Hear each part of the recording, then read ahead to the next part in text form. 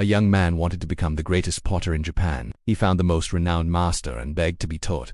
The master agreed. On his first day, the master gave him a lump of clay and a simple instruction: make a bowl. The young man poured his heart into it. For hours he shaped the clay, smoothing every curve, perfecting every edge. He created what he believed was a beautiful bowl and presented it to the master with pride. The master glanced at it for just 3 seconds.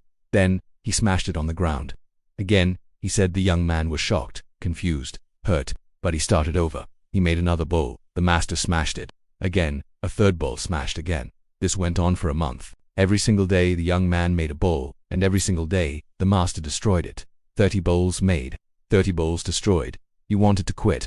He thought, why does he keep destroying my work? Am I hopeless? But something inside him wouldn't let him give up. Just one more, he told himself. Month 2 began. More bowls, more smashing, again.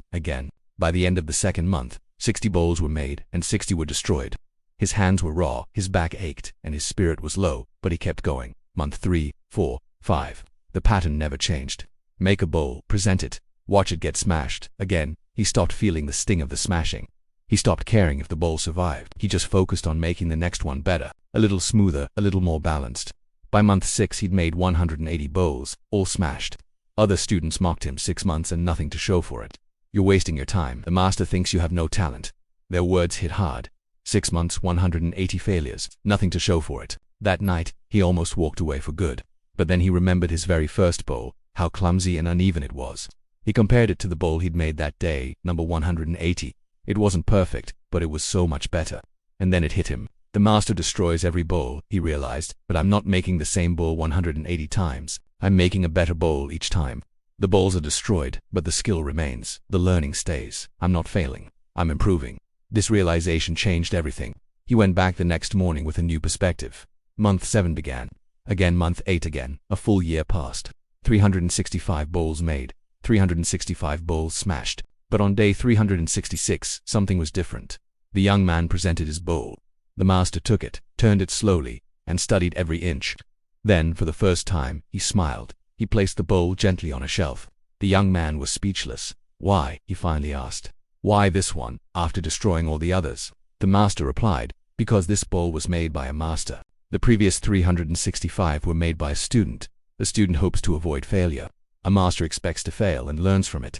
You became a master when you stopped fearing the smashing and started learning from it. He continued. Each smashed bowl was a lesson. The first taught you that attachment makes you fragile. The 50th taught you patience. The 100th taught you that progress, not perfection, is the goal. Failure isn't the opposite of success.